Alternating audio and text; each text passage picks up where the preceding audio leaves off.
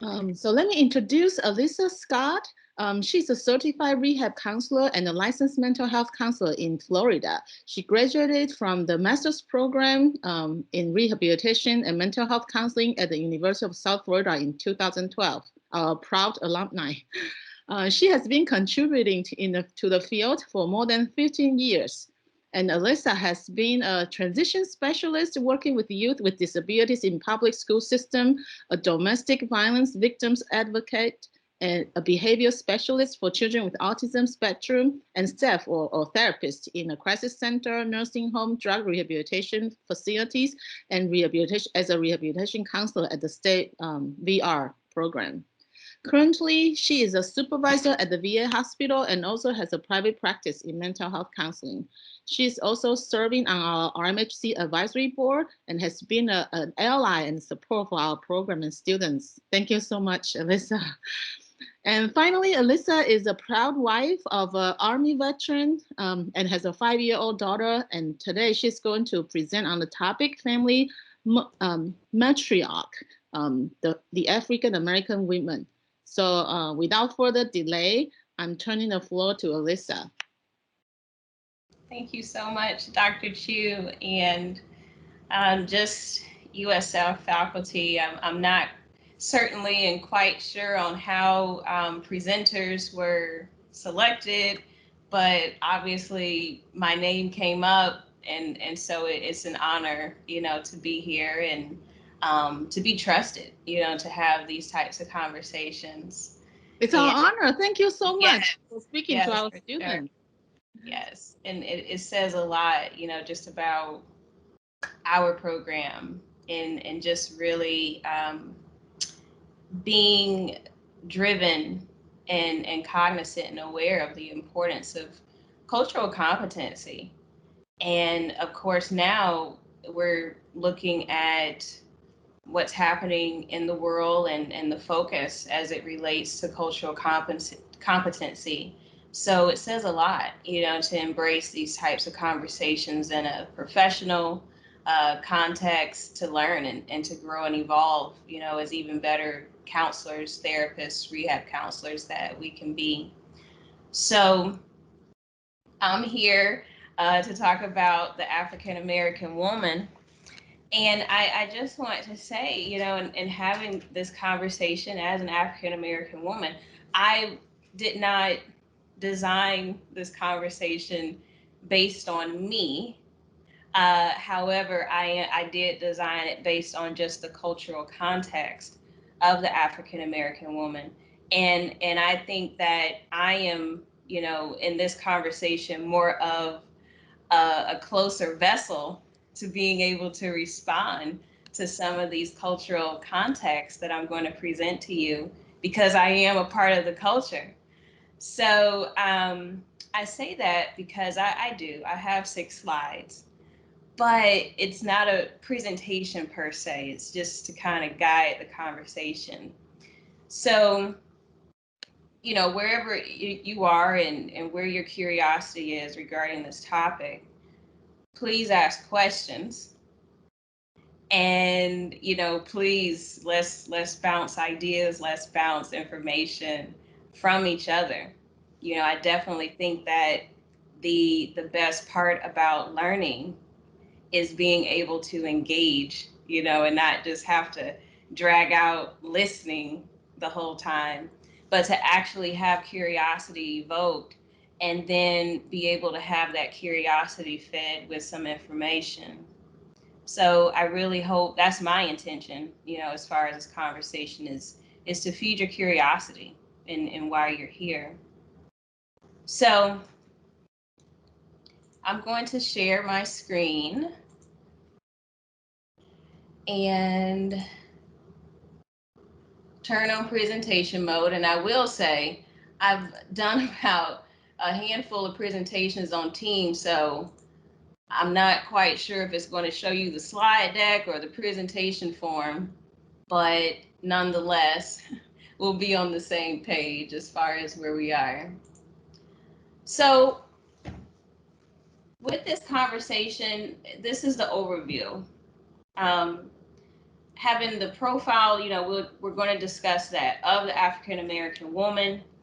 I do want to bring up some mental health disparities, specifically with mental health diagnosis of the African American woman. And then lastly, discuss with you some counseling considerations pertaining to the African American woman. And I designed this overview and objectives based on the responses that came from the survey that was provided, because in the context of some of the responses on the survey, there was basically little at this point in your graduate career, little or just no experience at this time in providing services to an African American woman. And so I really wanted to hone down on that part so that when you do, find yourself in service pertaining to an African American woman, that cultural competency and awareness will be heightened as a result.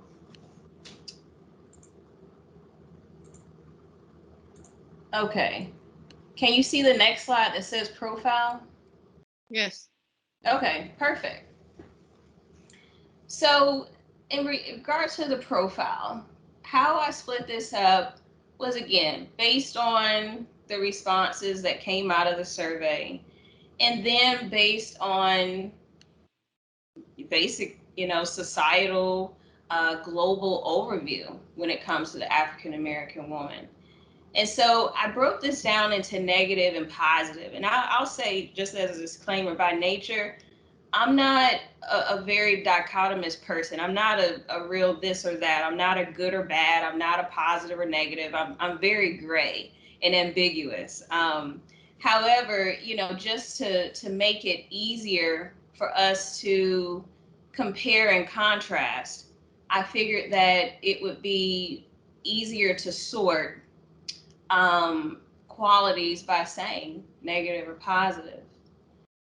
So before I keep talking, I want to ask you, just in reviewing what's on the slide, what are your thoughts? Tell me what you're feeling at this point.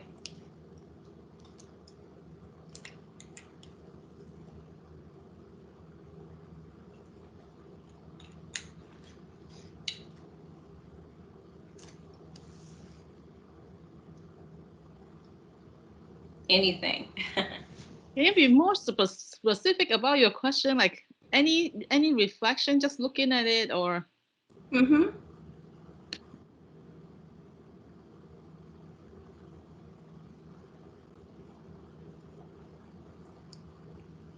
Okay. Well, I'm sorry. Uh-huh.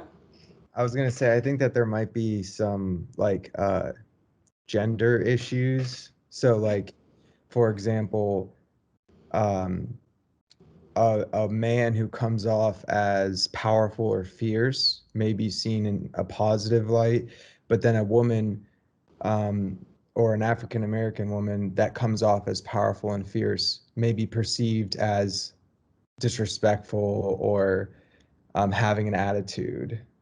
So I think that there's also that in play here too, because yeah. Right.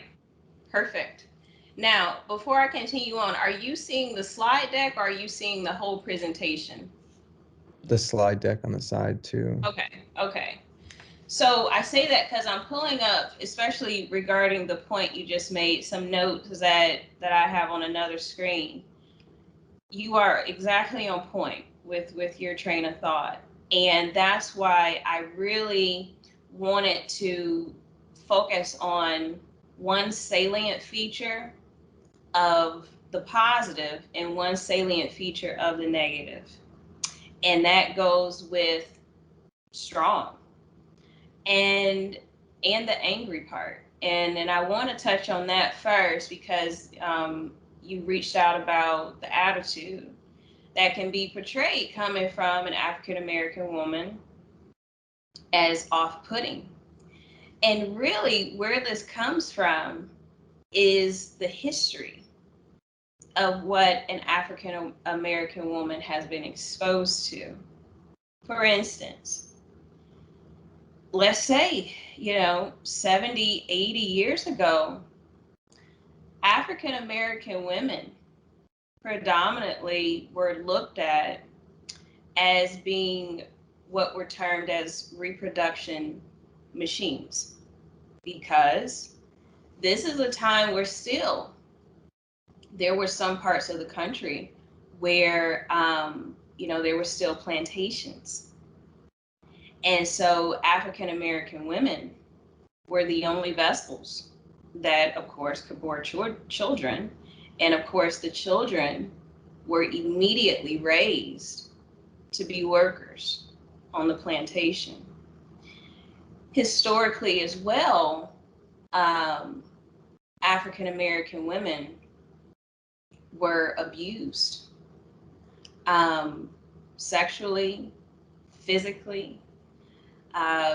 They were the powerless individual in the family if they saw their husbands and even children, receiving punishment, where even if that was the, ultimate punishment of death. There were lynchings. There were lynchings as, dare I say, as early as the 50s and 60s. And, even recently in the last decade, there have been some news stories about that. So I bring all this up because there's a lot of trauma pertaining to the African American woman. And so where you are right now, when you meet an African American woman in therapy, whether that's for rehabilitation or mental health, there's a high probability that her grandmother that she spent time with has told her stories about this type of past. And so therefore, this creates a layer of protection that can be observed in society as anger. And so I want to bring up something too, because let's think for a minute. When we talk about being angry, let's talk about the manifestation of that, okay? What we see on the outside. But what I'm doing now, and I love this app, by the way, Calm, and it's a good tool for your clients. But this wheel that I'm bringing up here, I'm going to focus on angry. This is what we see, but look at what's underneath here. Okay? Let down, humiliated, bitter, disrespected, violated. We talked about that. Withdrawn, numb, that goes with trauma too. So I bring this up because when you're meeting with an African American woman, and this will tie into some of the mental health disparities as well, but there are studies that show, there's clinical documentation where there's a consistent character, especially in regarding the mental health status exam, where there's the impression that the African American woman is angry or hostile, when really in this therapy environment where she feels safe, she's letting all of these other layers be known. But this is just what it manifests or looks like. Tell me your questions or thoughts about that.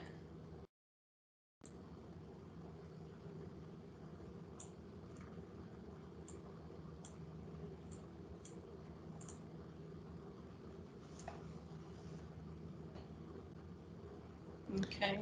Yeah, I was thinking too, provoked was one of them on there, and I feel like especially for like statistically just looking at gender alone, not even considering race, that men make more money than women. So it's like that, I think, provokes women, and especially African American women, to have to like prove themselves more than others would have to. Like the, you know, the white privilege, or the privilege that comes from being a male and white in society. Yeah, totally on point. You know, great sensitivity to that. So the voice of the matter is there's layers underneath the manifestation of this. Looks like this woman is angry and mad at the world, completely disgruntled. How am I going to build rapport with her to get anywhere? Maybe there's something about me that she doesn't like or think is off-putting, and I need to refer her out right away, or I just don't feel comfortable moving forward. But really digging deep and understanding trauma and understanding the layers of anger could really help develop that part of empathy to get to know the story that creates this protective layer of the anger that's coming out in the appointment. Now, the other salient feature I wanted to focus on was strong. And that was a positive characteristic that came out almost actually in every response, I want to say, with the surveys that came back. So I wanted to focus on that, and in touching on that, I have an article that I wanted to read aloud, and it's basically the voice of an African American woman talking about what being strong means to her versus how it's, again, seen and perceived on the outside. But there's an interesting quote that I wanted to read before I really dig deep into the strength, that African American women see that being strong is an actual burden because it's basically an avenue to avoid her own emotional and physical health. So kind of like what was mentioned before, you know, the thought to need to prove, okay, being a woman, being a person of color, she would have to say, I have to work extra hard. I have to be extra. I have to do the extra mile. I have to be perfect. I can't have a weak moment. I can't be burned out. I can't feel exhausted. I can't demonstrate I'm a little anxious about this or stressed or even intimidated. Okay. So I'm going to read this article to you. It's really short. And then after I read this article, I'd like to hear your thoughts. So it's written by an African American woman, and it's called Stop Calling Me Strong. So it says, I sit in my room sometimes in complete silence, complete darkness, and I just cry. I cry to release all the things I do not or cannot say. I am a strong, quote unquote, Black woman. While the people I surround myself with are wonderful and supportive, it doesn't change that internalized feeling of shame I feel. That feeling that someone is thinking less of me for being a woman, a Black woman with emotions. I have to be strong. I have to be strong for everyone else. It reminds me so much of a song I love, which coincidentally always makes me cry. Have you ever listened to Beyonce's song Save the Hero? If you haven't, do it. That song is Black women all over the world. We are constantly holding things down so much that we are burying ourselves. We are drowning, and yet we still pull people to the raft. We are left alone all the time. Think about the Black women in your life. How often do they rest? Do they even rest? Do they sit still on weekends when there's nothing to do? Do they always find something to do? Have you ever seen them cry freely? If you have, what did you think? Black women go into work emotional, mental, and even physical pain, and yet we keep smiling. We cry in bathrooms because our tears, our pain is already invisible to most. When we come home, we're exhausted, but we have to pretend because we are strong. We do anything other than take care of ourselves. We are not the priority. I, a Black woman, do not cry in public. I've held back tears at least 85% of my adult life. I do not cry in front of people unless it is socially acceptable. Funerals, for example. Why? Because I am conditioned to feel that crying is a weakness. I had to learn to give myself permission to cry. I had to learn to give myself permission to do something I see people do on cue because my Black woman tears are unfamiliar. So, in hearing that, tell me some of your reactions and thoughts to the message that you're hearing.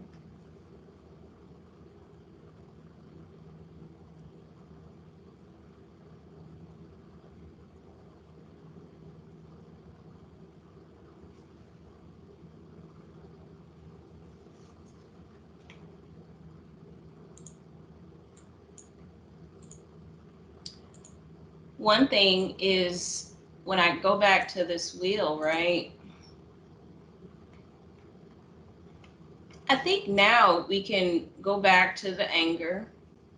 We can go back and we can even bring in some sadness. Would you say that you heard some of these underlying layers of feelings and emotion under the sadness and the anger?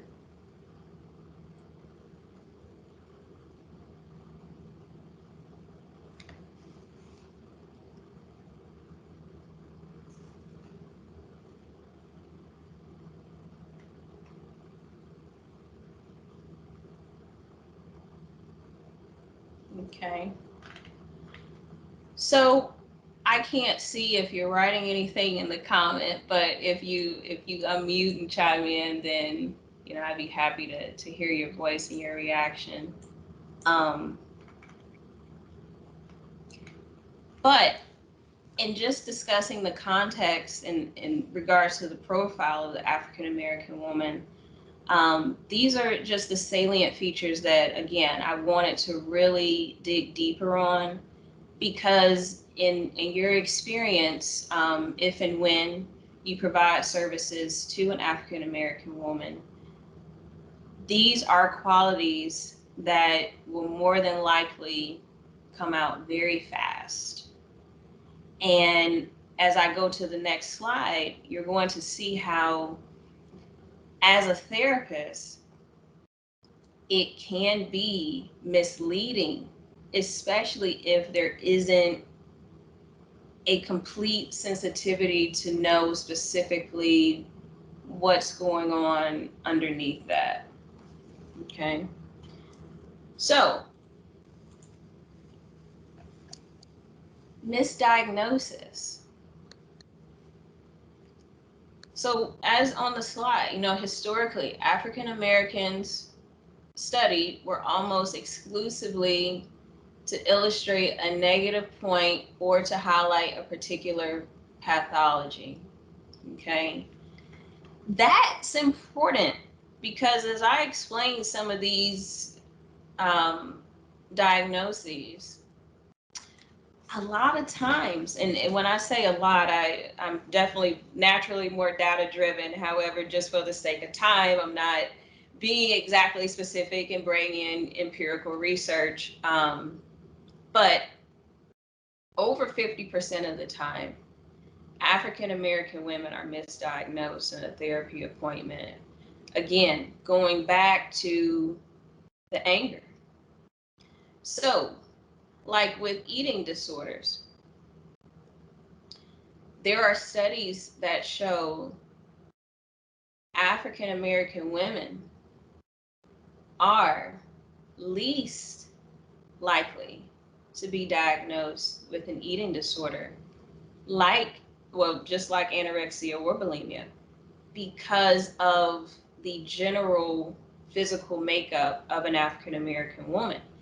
If she is not thin or just obvious, with a sunken in face, or just, typical characteristics if someone is not nourished adequately, then these types of screening questions are avoided.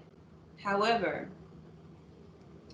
very frequently, again, going back to the trauma, African American women have a high prevalence of having bulimia, because there's a component of emotional eating, because this is an ineffective way of dealing with stress and trauma. And so there's not a healthy relationship with food. And it can go in the other direction, especially if an African American woman is self-conscious. I have shame and body monitoring what she would look like compared to peers, to other individuals, and to society. Maybe I'm too big, okay? So there'll be behaviors on the other end to really restrict food intake and closely monitor that to try and achieve acceptance. And I have in my notes that typically eating disorders in African American women are misdiagnosed as an adjustment disorder. And that's because what comes out in the therapy appointment is described as moodiness. Moodiness due as a stressor reaction to a life change. Okay. The other one is OCD. So this can be misdiagnosed quite frequently as paranoid personality disorder in African American women, because in an appointment, an African American woman may describe, before I get in the car, she checks the, brake lights. Do I have all of my information in the glove compartment or above the visor so I don't have to open up the glove compartment? So did I lock the door? And basically, the OCD that can come out in an African American woman has an underlying connection to a fear around death. But because, the behaviors, the extreme checking, the obsession of, do I have all my T's crossed, my I's dotted before I go out into society, before I drive my car? Because it may come out in an appointment, there's a voice inside of me saying, did you do this? Did you check that off? Did you complete that all the way? That is heard as a voice of paranoia or hallucination. And so therefore, paranoid personality disorder might be diagnosed instead. And really, I want to even skip over postpartum for a second and go down to schizophrenia, because when we have the paranoid personality disorder and when we have schizophrenia that's misdiagnosed, because of the prevalent fear of death, and the extreme behaviors that may manifest as a result of that, now it becomes a danger because we're getting medication involved. And if you've taken psychopathology yet, I mean, you know what those medications are, and how the serious brain chemistry that is involved, when appropriately diagnosed, is great. You know, it's what's needed for that individual who is correctly diagnosed. However, if a person is misdiagnosed as having schizophrenia or paranoid personality disorder, it becomes a real danger. You know, even let's talk about physiology. The physiology that can happen. Typically, one of the risk factors when you take medication for schizophrenia is increased cholesterol. We know that because of the potent nature of the medication, the liver is going to be impacted. And so now we're making the risk outweigh the benefit of prescribing or referring, so that a prescription can be made that's not based on an accurate diagnosis. So it becomes a serious issue. And there's a statistic that African American women are 20% more likely to be misdiagnosed with schizophrenia or paranoid personality disorder. And also, as indicated on the slide, 20% more likely to experience a mental health diagnosis than the general population. Now, when it comes to the postpartum depression, African American women are at greater risk for postpartum. Let's think about it. You know, let's go back to being strong. So if the African American woman is almost tasked within the family to be strong, to be the glue, now there's the addition of someone new to take care of, to look after, to nurture, on top of acclimating to a new lifestyle, making sure that everybody else in the process of this transition and adjustment is handling it okay. But again, because of the strong component, she is more likely to experience depression, and as a result, postpartum depression, and most likely to seek treatment for that. So that's something else that also comes out. Clinical assessments I have on there because when it comes to the misdiagnosis of African American women, most of the time it is in part of clinical assessments being used. So let's go with MMPI. And again, if she is being honest and saying, yes, I do hear a voice in my head, but from her worldview, it's that voice, kind of clearing down my list of things to do every day, then she's going to check yes, but the assessment may kind of flag that up.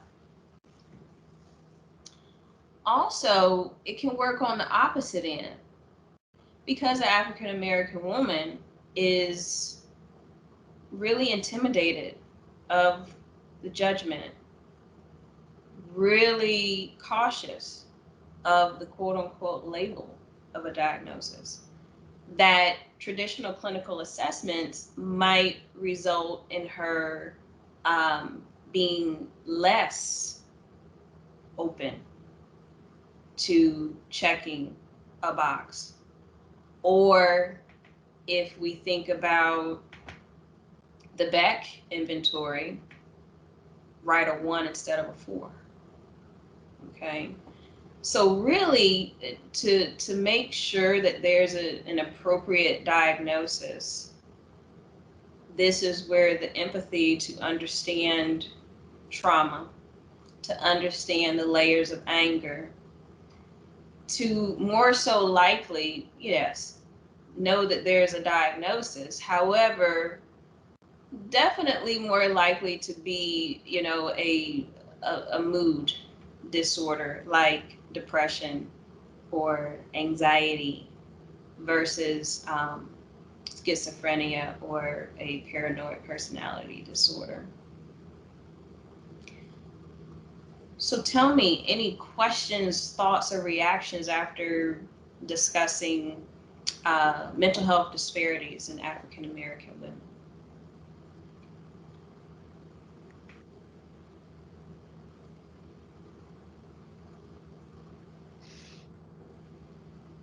There's some comments in the chat. Cherry, do you want to read those to Alyssa so she's aware of that?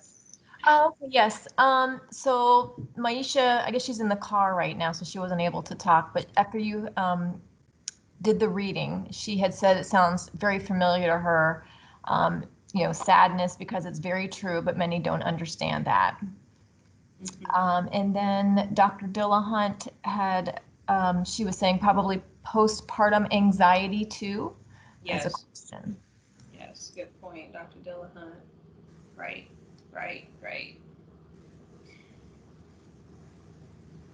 Yeah, and this is Dr. Dillahunt. I never really thought about the eating disorder piece, so you taught me something new today. So thank you for helping me see things differently. Oh, sure, Dr. Dillahunt.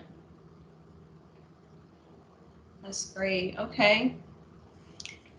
So lastly, I wanted to talk about some counseling considerations. This is something, and I know, I completely understand, first of all, as a disclaimer, the rigor of graduate school at whatever point you are in the program. However, I will say, in a nook and cranny of your time, there are 2 terms that would be very helpful to just Google and have a deeper understanding about, that will come out in a session with an African American woman. And it's called Superwoman Syndrome or Superwoman Schema. And you'll find that, again, it ties back into the strong, quote unquote, component that identifies with an African American woman. And what happens is, you will see this persona very quickly in a therapy appointment. However, you will also understand that underneath, she's exhausted and burned out. And kind of like what the article said, what the Superwoman Syndrome is all about is the burden of strength, the burden of pretty much, you know, being the identified person in the family to be strong. And that becomes a burden, and it can be a burden for the African American woman, because in her experience, and like, you know, we heard in the article, there's no opportunity, there's no support typically, there's no question of consideration of how she's feeling and how she's doing. So if an African American woman goes to therapy, that is a ginormous step for her to be vulnerable and to ask for help and to kind of shift herself up the priority list to say, I guess I do kind of matter. And I guess it does make sense that if I take better care of myself, I can take better care of my children, spouse, et cetera, et cetera. Spirituality is on here. Generally speaking, this would be an important part of a treatment plan. So really inquiring and understanding, is she religious? Is she spiritual? Is she both? Are you affiliated with a church? If so, which one? Are you a part of any support groups within your church or spiritual organization? That would need to be examined very closely. Now, I put down African American versus Black because being in a therapy appointment with an African American woman, this would strengthen the rapport very quickly with the question of, how do you prefer I recognize your ethnicity? As African American, or may I use Black in our conversation today? Okay, so let's talk about why. Definitely, this could be another type of hour conversation. However, there can be negative connotation when describing a quote unquote Black person. And again, let's think about the perspective and the worldview that an African American woman is coming from. And if we again go on a dichotomous scale, this or that, either you're Black or you're not, then especially if there is a difference in ethnicity, saying Black can automatically make the feeling of oppression. So by opening up with that question early in building rapport, how can I respectfully address you as an African American woman or a Black woman? Now you provided her with the opportunity to feel like she matters. And not only do I matter, but this person, I think I can trust him or her because they want to respect me. And I really don't get that a lot in my life. So I wanted to point that out. Again, trauma focused. Understanding the layers of trauma. Even understanding PTSD. When we think about, unfortunately, within the past 2 years, the instances where there have been, just whether it's Facebook, whether it's YouTube, whether it's, WFTA News, Tampa Times, what have you. There's a picture, there's a story where there's someone who is African American has been targeted. And so with that, there's a term, vicarious trauma. And that comes from observing, from seeing trauma imposed on someone that, for lack of better terms, and quote unquote, from an African American woman, looks like me. Or the African American woman may say, oh my gosh, my son. Oh my gosh, my husband. Oh my gosh. She may say her. She may say her daughter. So trauma, trauma, trauma, trauma. That's going to be important to be sensitive and cognizant on how to address that. Now, behavioral treatment plan, very important, because in describing and, you know, just discussing the profile of the African American woman, hearing that article, the voice of her, she's doing, she's moving. And so we want to complement that lifestyle by having a behavioral focused treatment plan. So, you know, if it's, so basically, you know, maybe navigating away from, I'm going to send you this article to read. Have you read this book before? How about you journal? Versus, let's talk about, you know, how you can incorporate exercise. You know, how can we talk about you taking care of you and feel the effects of that, right? Versus adding a task of something else to do. Okay, now I got to sit down and find time to journal. Okay. Community services and groups, very important.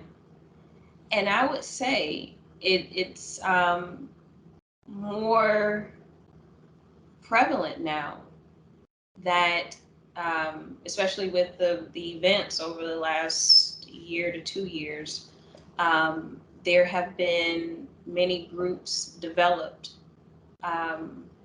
not just by African American individuals, but just community leaders at large who want to ally with the trauma that has come from the African American community. And so if you Google, you know, support groups for African American trauma, support groups for African American women, support groups for African American moms, you're going to find some. And those will be fantastic groups and communities for her to be plugged into. And we know, I mean, that's the power of group therapy, is to buffer that feeling of I am alone, I am isolated in this experience. There is no one that has it as hard as I do. And so, again, you know, we want to buffer that experience. We want to start to address that trauma. So that's going to be important. Discussing finances and priorities. Because whether you, and I'm talking future, or within your respective practicum internship, whether there's a copay, whether there's self-pay, you're asking, you know, especially after that first session, an investment, you know, for the African American woman to invest in herself. And she might be kind of hesitant on that. She might feel kind of guilty about that because there is not the focus on herself, and there hasn't been, maybe ever, before meeting you. So really discussing how investing in self is truly important, especially after you have that first appointment and rapport is established, that this was a huge step. Being able to explain the benefits of therapy, being able to educate on the invisible impact that it has the systemic flow that comes from being able to heal and release and address in a safe, confidential, therapeutic environment, just to help her feel more at ease to buy into the opportunity to really take care of herself. And then I have consulting with an African American therapist, and so I want to stop there for a second, and I'm cognizant of time as well. So consulting with African American therapists, I don't care how seasoned or how fresh or how seasoned you are in the field. Consultation is, I mean, that's just a part of who we are in this field. And as you grow into developing into the rehab counselor, the mental health therapist, or both, you definitely want to build a network that you can call and ask. The more diverse, the better, not just on race, but even expertise and niches. Just to be able to say, am I on the right track? Am I hearing this correctly? And so specifically in working with an African American woman, or even globally, just African American individual, it's always best practice to consult. Then, of course, if, again, as a therapist, doesn't matter how seasoned you are, referring out is absolutely essential if, and it's something that we develop internally as we train and study, that feeling of, I think that, or I feel this person would be better served and would have the best benefit with another therapist. And it doesn't have to be an African American therapist. It could be a therapist who specializes in trauma. It could be a therapist who specializes in EMDR. It could be a therapist who specializes in EFT. But definitely just knowing that internally, especially with African American women, that there may be trauma, that it could be and may be a good call, especially as you get deeper in the process. And then I just have exercise and empathy, getting in tune with the experience. This is what we talked about this whole time. Again, I love that CALM app diagram with that wheel of emotions, the layers going on underneath. Definitely good practice to do. And then lastly, I have my email again. So if you want to start with me, as an African American woman, I do have a private practice. I'd be happy to consult with you if you felt like you wanted to ask a question. I have no problem doing that at all. So that was it. I know we have about 4 minutes left, but I'm here for any questions or feedback. I'm going to stop sharing my screen.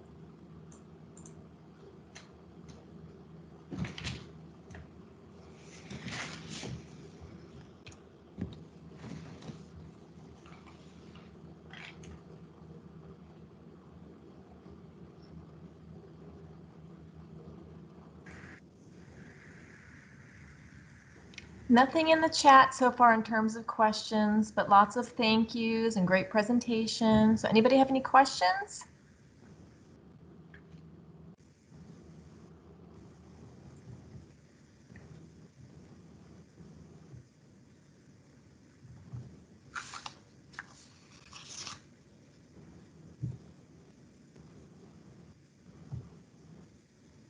Well, thank you.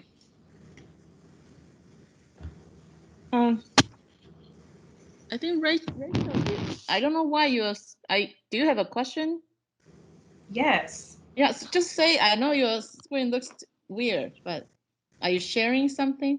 Not anymore. Oh, okay.